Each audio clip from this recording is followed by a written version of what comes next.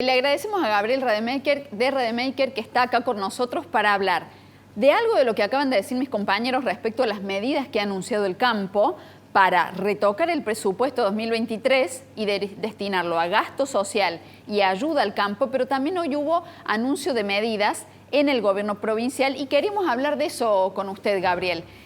La lluvia llegó tarde. ¿Las políticas llegaron tarde o pueden ayudar un poquito? A ver, la lluvia llegó absolutamente tarde.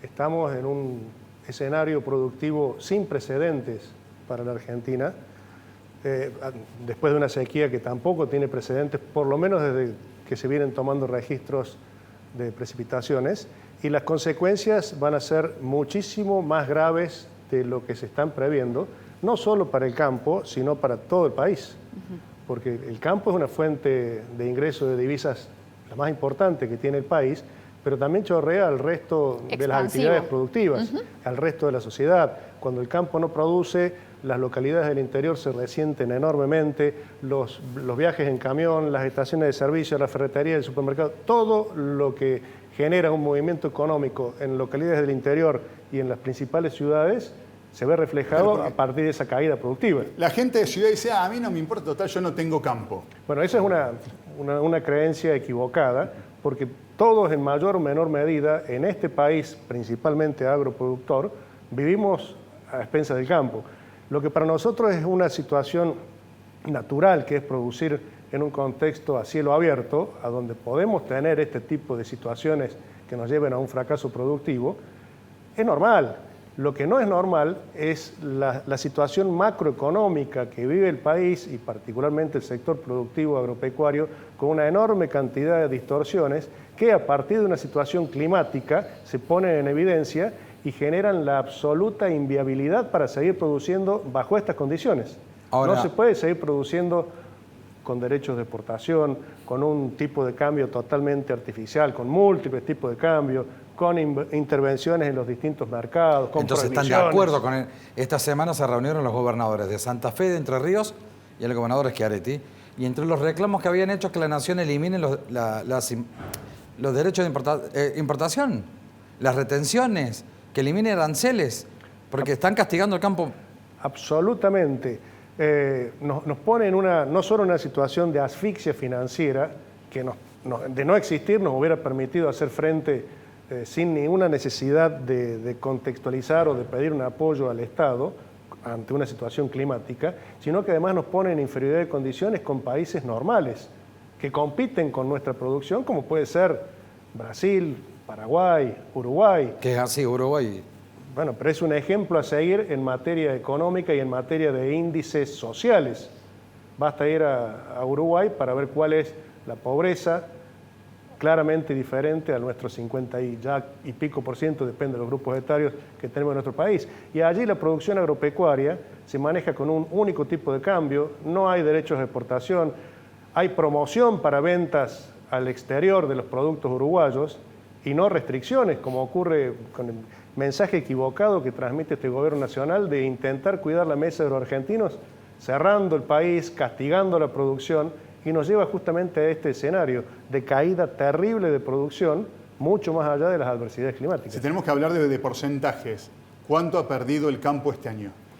En porcentaje, bueno, hay zonas realmente donde la pérdida ha sido del 100%, a nivel país va a estar... Sí, perdón, 100% es que ustedes invirtieron, trabajaron la tierra, sembraron, pusieron todo y no vas después a tener ningún retorno. No creció nada ahí. No vas a tener ningún retorno. Y a nivel país vamos a estar en una pérdida del orden del 50%. Ya se habla de pérdidas de ingresos superiores a los 20.000 millones de dólares, que no van a ingresar al país con respecto al año pasado. No van a ingresar, pero los van a fabricar con la máquina.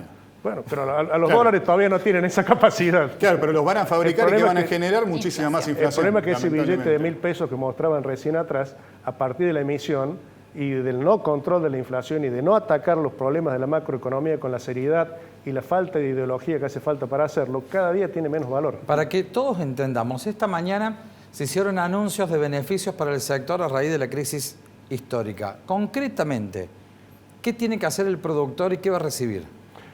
Lo que se anunció, y que viene anunciando hace rato el Gobierno Nacional, es la puesta en práctica, la puesta ya en administración de lo que está contemplado en la ley de emergencia. Lo que anuncia el Gobierno Nacional con bombos y platillos como un beneficio al sector es nada más que la devolución parcial de lo que ya ha puesto el productor en concepto de derecho de exportación, de 100 kilos que nosotros vendemos, por ejemplo, de soja, 70 van directo a las arcas del Estado. Bueno, de esos 70... Inviable. Absolutamente.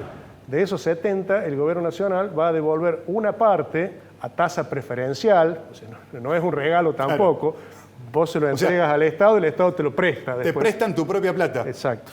Bueno, para tratar de subsistir y capear esta situación de falta de producción.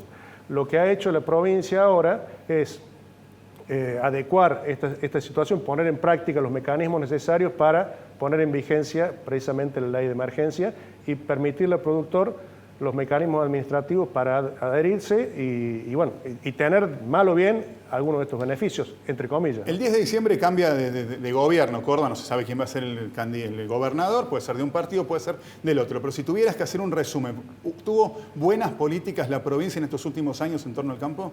Mira, nosotros hemos logrado desde el sector productivo agropecuario un entendimiento muy importante con el gobierno y con la oposición. Córdoba tiene una visión proproductiva y ha entendido claramente la importancia del sector productivo agropecuario. Yo creo que es muy difícil para cualquier candidato de cualquier espectro político en la provincia salir a hablar o a pregonar políticas contrarias a la producción agropecuaria. Cualquier candidato político que tenga intenciones realmente de poder dirigir la provincia. Porque estamos en una provincia, lo mismo que Santa Fe o en Entre Ríos, eminentemente agropecuaria. Además de las actividades industriales que muchas veces derivan de esa actividad agropecuaria. ¿Qué tiene que pasar para que tengan un respiro? Por un lado, que cambien drásticamente las condiciones macroeconómicas, que empecemos a transitar... Cosa que no va a cambiar. Que empecemos a transitar el camino sabemos que no. Hacia un país normal. Tarde o temprano la situación va a tener que ir a la normalización de las variables macroeconómicas. No podemos vivir con más de un 100% de inflación, no podemos vivir con múltiples tipos de cambio, no podemos vivir con tantas restricciones burocráticas para poder vender libremente lo que producimos. No podemos vivir con derechos de exportación. Todas estas situaciones no existen en el resto del mundo. Son distorsiones y vicios que la política ha ido introduciendo en la vida normal de todos los argentinos y ha fracasado estrepitosamente. Basta ver los índices sociales para darse cuenta de que es una política absolutamente fracasada. Gabriel, hace un ratito en nuestro editorial hacemos referencia del reto que decidió hacer la jefatura de gabinete sobre el presupuesto, asignando más de 55.000 millones, de los cuales 41 va a destinar a reforzar el gasto social y el resto, usted saque la cuenta, casi 56.000 millones, 41 gasto social, el resto para medidas que los ayuden a paliar esta situación histórica de la sequía. Uno arranca por cualquier ruta productiva de Córdoba, lunes, martes, viernes, sábado, domingo, frío, lluvia. Si ustedes están sembrando, cosechando, ni hablar del sector ganadero o lechero. Y uno los ve que las máquinas van, vienen, trabajan. Supongamos que a partir del 10 de diciembre nos gobierna Mickey, no importa quién sea el que gane. Cualquiera viene el ratón Mickey y levanta el teléfono y les dice, ¿qué necesitan ustedes? Que están sábado, domingo, llueva, esté seco. Para eso, para mejorar. Si hoy exportamos 10, quiero que exportemos 20. Si hoy exportamos maní, quiero que exportemos maní con chocolate, algo que dé valor agregado. Y no quiero seguir subsidiando el desempleo. Quiero subsidiar la producción y el empleo. En una panacea, en un país ideal, ¿qué sería algo bueno como para ir arrancando? Básicamente que dejen de mirar al productor agropecuario como una caja de recursos fiscales y empiecen a mirarnos como el sector dinámico de la economía del país que puede generar el mayor ingreso de divisas que entran al país. Es nada más que eso, empezar a funcionar como un país normal y sacarnos el pie de encima. Nunca de ningún gobierno provincial, nacional, hizo esto de decir, mire, yo vengo de la política, soy abogado, lo que sea. Y la verdad que no entiendo. Vengan, usted, cuéntenme. Perfecto, ya los escuché.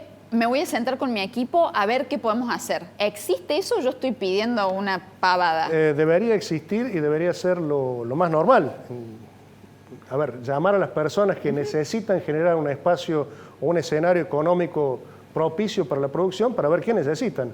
Todos los gobiernos lo plantean, algunos con más sinceridad que otros, en particular este gobierno nacional lo ha hecho, ha planteado escenarios de diálogo, pero que son nada más que puestas en escena. Después, nada de lo que se dialoga termina concretándose, sirve nada más que para alimentar ese relato mentiroso que tiene el gobierno nacional y que después busca sacarle provecho a través, por ejemplo, de estos anuncios de cifras millonarias que supuestamente van a ayudar al sector productivo agropecuario, que nunca llegan, después las restricciones para los accesos son tan grandes, y que si uno lo analiza fríamente, esta cifra inconmensurable es nada más que el 3% de lo que nosotros aportamos nada más que en concepto de derecho de exportación. Dejemos de lado toda la otra carga impositiva. Esta ayuda, entre comillas, que el gobierno nacional se solidariza y piensa aportarle al campo, es el 3% de lo que nosotros ya hemos puesto nada más que en concepto de derecho de exportación. ¿Qué tiene Entonces, para decirle a aquellas personas que solo a la vista va por la ruta y dice, oh, mira todos esos chorizos blancos, todos esos hilos bolsa, esperan o especulan los productores o los grandes acopios a que mejore el dólar y son capaces, usted lo debe haber escuchado en algún lado esta frase, se sientan arriba de los hilos bolsa a esperar que mejore el dólar? ¿Qué tiene para decirles a la gente que lo simplifica por ahí en esa frase? Esa es una necesidad que tiene el productor frente a reglas que no son claras. Es un costo adicional, el tener que hacer esos hilos bolsas es un costo adicional que recae sobre el productor. En cualquier condición normal no deberían existir. Deberíamos tener la infraestructura necesaria para poder llegar con esa mercadería desde la cosecha directamente a los puertos o a los centros de distribución o de consumo y no tener que asumir el riesgo de mantenerlo prácticamente a la intemperie, con todos los riesgos que eso trae aparejado y encima no poder disponer de una producción que nos pertenece. Nos pregunta tonta el día, ¿cuánto dura ahí adentro? Perdón. Depende de las condiciones de almacenamiento, puede ser una semana, 15 días, un mes, 3 meses, no mucho más. A medida que se los mantiene, va perdiendo calidad, se va deteriorando y hay que monitorearlo permanentemente. Lo que pasa es que no siempre están dadas las condiciones, por ejemplo, para transportarlo, porque no hay suficiente cantidad, ni hablar de ferrocarril, no hay suficiente cantidad de caminos, rutas, camiones, o no están dadas las condiciones de mercado. Moyanito te clava un paro. O porque el gobierno te prohibió la comercialización o la exportación de ese producto. Y muchas veces lo que está dentro de los silobolsas es alimento para la vaca de tampo, alimento para la vaca de carne, alimento para pollos o mercadería guardada para pagar arrendamientos. El 70% de la producción agrícola se hace bajo la figura del arrendamiento. Claro. Y muchas veces lo que está guardado allí le pertenece al propietario del campo y no al productor. Gabriel, ¿te hubiera gustado que te ofrezcan un lugar en la política? Habría que verlo, habría que verlo. Depende del espacio, depende la independencia. Del kirchnerismo ya sabemos que no. Seguro que no. Depende la independencia que pudiera tener dentro de ese espacio para llevar adelante los discursos y las políticas necesarias para el sector, ¿no? Igual hay que decir algo, el único sector que puso en aprietos al gobierno siempre ha sido el campo. Y creo que sin intención. Nadie quiere estar en las rutas protestando, sino trabajando. No, pero siempre el campo ha sido el enemigo elegido, al menos por este gobierno, para achacarle y machacarle todos los problemas que tiene el país. El campo, la prensa, la justicia, pero siempre el campo ha sido... Alfonsín también lo abuchearon en la sociedad rural una vez. Sí, pero bueno, eran momentos diferentes y eran situaciones diferentes y políticas diferentes. Hoy tenemos realmente todas las posibilidades abiertas del mundo para hacer un aporte enorme a la economía y sacar al país realmente de esta situación angustiante en que se encuentra, pero está condicionado el sector por la ideología aplicada por el Gobierno Nacional. Muchas gracias, Gabriel, por su tiempo y por venir a aclararnos cosas que son importantes. Muchísimas gracias a ustedes.